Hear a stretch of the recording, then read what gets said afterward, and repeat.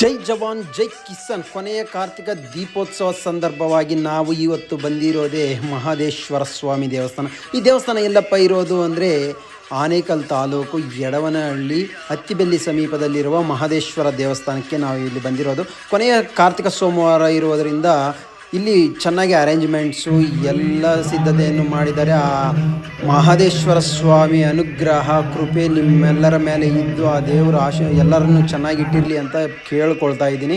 ಇನ್ನೂ ಯಾರೆಲ್ಲ ನನ್ನ ಅಕೌಂಟ್ ಫಾಲೋ ಮಾಡ್ಕೊಳ್ಳಿಲ್ಲ ದಯವಿಟ್ಟು ಫಾಲೋ ಮಾಡ್ಕೊಳ್ಳಿ. ಇಂಥ ವಿಷಯಗಳು ಇನ್ನೂ ತುಂಬ ಶೇರ್ ಮಾಡಲಿಕ್ಕೆ ನಾನು ಇಷ್ಟಪಡ್ತೀನಿ. ಸೊ ಹಾಗಾಗಿ ನೋಡಿ ಆ ದೇವರು ಯಾವ ಥರ ಅಲಂಕಾರ ಮಾಡಿದ್ದಾರೆ. ಕೊನೆಯ ಸೋಮವಾರ ಅಂದ್ಬಿಟ್ಟು ದೇವಸ್ಥಾನಕ್ಕೂ ಅದೇ ಥರ ಅಲಂಕಾರನೂ ಮಾಡಿದ್ದಾರೆ. ಒಳ್ಳೆ ಪೂಜೆಗಳು ನಡೀತಾ ಇದೆ. ಬೆಳಗ್ಗೆ 6:30 ನಡೀತಾನೆ ಇದೆ ಪೂಜೆಗಳು.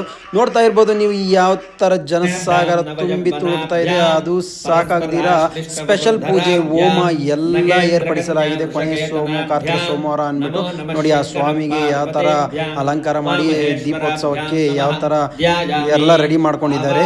ಮತ್ತು ವಾದ್ಯಗೋಷ್ಠಿ ಎಲ್ಲ ರೆಡಿಯಾಗಿದೆ. ನೋಡಿ ಯಾವ ಥರ ಜನಸಾಗರ ತುಂಬಿ ತುಳುಕ್ತಾ ಇದ್ದಾರೆ. ತುಂಬ ಕ್ರೌಡೇ ಇತ್ತು. ಆದ್ರೂ ನಾನು ಒಂದು 45 ಮಿನಿಟ್ಸಲ್ಲಿ ದರ್ಶನನೂ ಮಾಡಿಕೊಂಡೆ ಆ ಸ್ವಾಮಿಯ ದರ್ಶನವನ್ನು.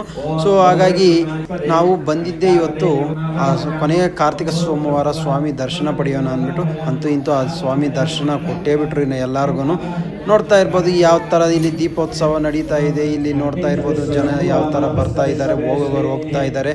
ತುಂಬಾ ಕ್ರೌಡ್ ಇದೆ ಅಂತ ಹೇಳಲಿಕ್ಕೆ ನಾನು ಇಷ್ಟಪಡ್ತೀನಿ. ಎಲ್ಲ ಸಿದ್ಧತೆಗಳು ಚೆನ್ನಾಗಿದೆ ನೋಡ್ತಾ ಇರ್ಬೋದು. ಇನ್ನು ಯಾರೆಲ್ಲ ಈ ದೇವಸ್ಥಾನಕ್ಕೆ ಬಂದಿಲ್ವೋ ದಯವಿಟ್ಟು ಒಂದು ಸಾರಿ ಬಂದು ನೋಡಿಕೊಂಡು ಹೋಗಿ ಅಂತ ಹೇಳಲಿಕ್ಕೆ ಇಷ್ಟಪಡ್ತೀನಿ. ಪ್ರಸಾದವನ್ನು ಬೆಳಗ್ಗೆ 6:30 ಶುರು ಹಚ್ಕೊಂಡಿದ್ದಾರೆ. ಒಳ್ಳೆ ಚೆನ್ನಾಗಿ ಪೂಜೆಗಳು ಎಲ್ಲ ಯಾವಾಗಲೂ ಚೆನ್ನಾಗಿ ಮಾಡ್ತಾರೆ. ಅದೇ ಇವತ್ತು ಸ್ಪೆಷಲ್ ಪೂಜೆ ಅಂತ ಹೇಳಿದ್ನಲ್ವ, ಅದನ್ನು ಚೆನ್ನಾಗಿ ಡೆಕೋರೇಷನ್ ಮಾಡಿ ಎಲ್ಲನೂ ಮಾಡ್ತಾಯಿದ್ದಾರೆ. ಮತ್ತು ದೀಪೋತ್ಸವನೂ ಇರುತ್ತೆ. ಯಾರೆಲ್ಲ ಅರಿಕೆ ಮಾಡ್ಕೊಂಡು ದೀಪಗಳು ಹಚ್ತಿರೋ ಅವರು ಬಂದು ಇಲ್ಲಿ ದೀಪಗಳು ಹಚ್ಚಿ ಪೂಜೆ ಮಾಡಿಕೊಂಡು ಆ ಸ್ವಾಮಿ ಅನುಗ್ರಹವನ್ನು ಪಡ್ಕೊಳ್ಬೋದು ಅಂತ ಹೇಳಲಿಕ್ಕೆ ಇಷ್ಟಪಡ್ತೀನಿ. ಇಲ್ಲಿ ಯಾರೆಲ್ಲ ಅನ್ನದಾನಕ್ಕೆ ಡೊನೇಷನ್ ಮಾಡ್ತೀರೋ ಅವ್ರು ಮಾಡ್ಬೋದು.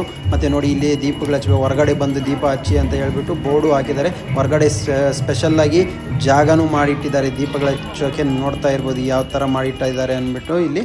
ಮತ್ತು ಅನ್ನದಾನ ನೋಡಿ ಯಾವ ಥರ ಜನ ಭಕ್ತ ಸಾಗರ ತುಂಬಿದೆ ಅಂದ್ಬಿಟ್ಟು ನೀವು ನೋಡ್ತಾ ಇರ್ಬೋದು. ಅನ್ನದಾನ ನಡೀತಾನೇ ಇದೆ.